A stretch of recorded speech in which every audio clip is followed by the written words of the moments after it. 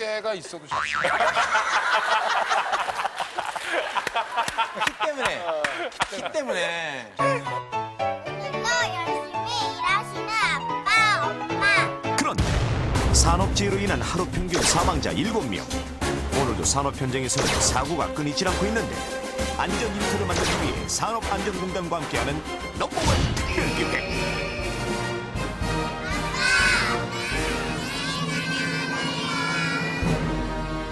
마지막 문제는요. 네. 넘버원 특별기획 아빠 엄마 안녕히 다녀오세요입니다. 자, 먼저 문제 화면부터 볼까요? 네.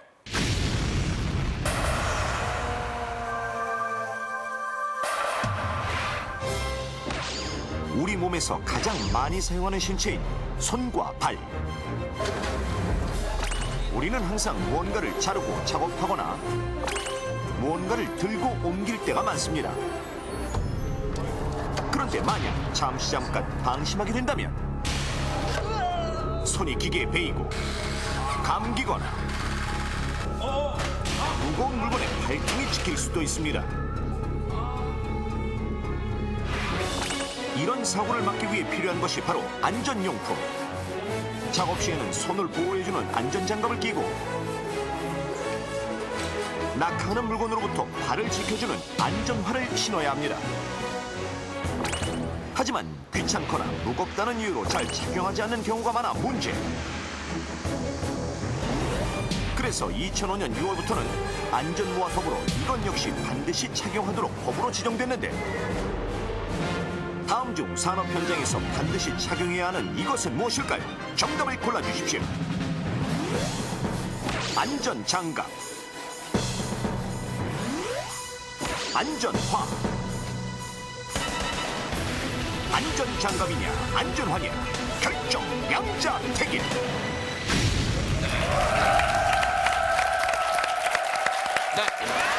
자, 마지막 넘버원 특별기획 양자택일입니다. 마지막으로. 네. 아니 강병기 씨는 뭐를 저는 안전화죠. 안전화? 예, 안전화. 예, 저는 안전장갑이라고 생각합니다.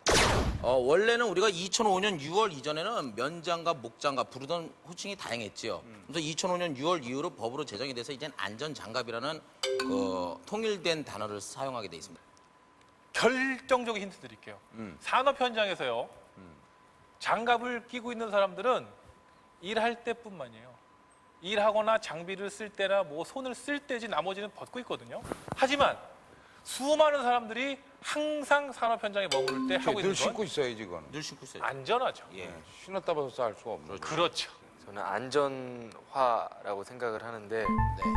실제로 제가 이 아르바이트를 잠깐 했었었는데 무슨 아르바이트요? 이렇게 산업 현장에 가서 건설 현장이요. 예, 아, 가수 하시기 전에요? 네 한번 경험 삼아 간 적이 있는데 그때 꼭 필요하다고 했던 게 안전화였던 것 같아서 저도 뭐 같은 생각이에요. 안전하지. 안전화. 왜냐하면은 안전장갑은 말이죠. 끼지 말라고 해도 알아서 껴요. 말을 안 해도 안전 장갑 같은 경우 착용을 할 것 같아요. 굳이 말을 안 해도. 그래서 저는 안전화로 계속 가겠습니다. 자, 그냥 안전화로 가실 거죠? 그러면 하나, 셋과 동시에 안전화를 외쳐주시면 되겠습니다. 자, 산업 현장에서 반드시 착용해야 하는 이것은 무엇일까요? 하나, 둘, 셋. 안전화. 감사합니다. 안전화. 과연 정답일까요?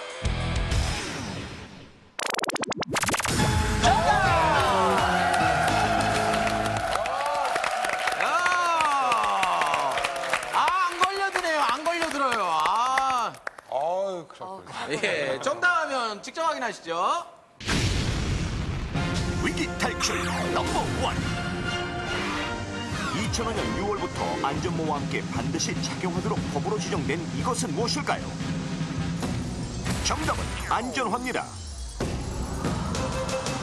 2005년 6월부터 산업안전보건법에 의해 안전화 미착용 시에는 즉시 과태료가 부과되고 사업주가 안전화 등의 보호구 미지급 시에는 5년 이하의 징역 또는 5천만 원 이하의 벌금이 부과됩니다. 건설 현장이나 주방 등에서 운동화나 구두, 심지어는 샌들을 신고 일하는 경우가 많은데 그럴 경우 파이프, 벽돌, 칼날, 주방용기 등 낙하하는 물체로부터 발등을 보호하지 못해 매우 위험하므로 안전화를 반드시 착용하셔야 합니다. 신체의 가장 밑부분에 위치한 발 때문에 낙하물체에 맞을 경우 충격량도 매우 큰데 발등에 가해지는 충격량은 어느 정도일까요? 1kg의 물체가 3m 높이에서 떨어질 경우 발등에 가해지는 충격량은 무려 129kg 중 게다가 팔은 우리 몸 전체의 4분의 1에 해당되는 52개의 뼈와 60개의 관절, 214개의 인대, 38개의 근육을 비롯하여 수많은 혈관으로 이루어져 있기 때문에 무거운 물건이 떨어질 경우 뼈와 근육을 다칠 확률이 높습니다.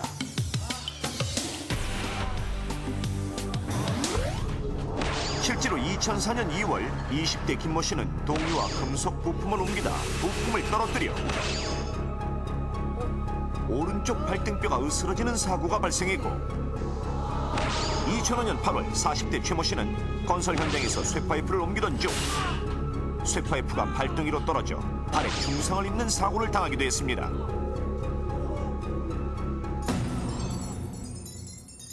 그렇다면 발을 보호해주는 안전화의 성능은 어느 정도일까요? 직접 실험해봤습니다. 그 성능을 알아보기 위해 신발에 알이 잘 보이게 자른 후 신발 속에 달걀을 넣고 3m 높이에서 3kg의 보울링공을 떨어뜨려 보겠습니다. 무거운 보울링공이 떨어지면 어떻게 될까요? 먼저 운동화.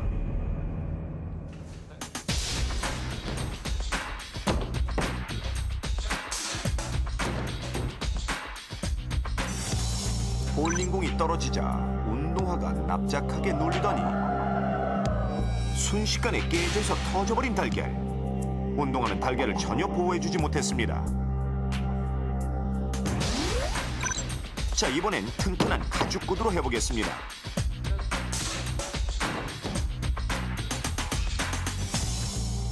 보울링공이 구두 끝부분에 맞았는데도 역시 껍질이 깨져버리는 달걀. 구두도 달걀을 보호해주지 못했습니다.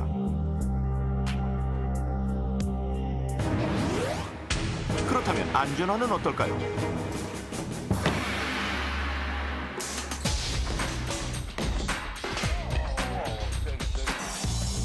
보울링공이 떨어졌지만 안전화 끝부분에 전해지는 엄청난 충격에도 튀어오르기만 할 뿐 깨지지는 않았는데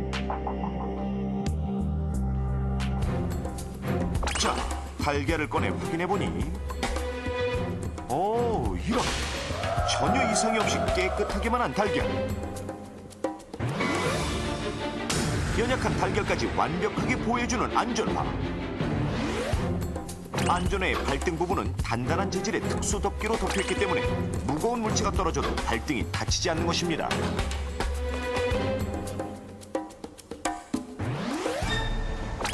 무거운 물체가 발등에 떨어지는 건 못지않게 위험한 것은 바로 무거운 곳에 눌리는 것인데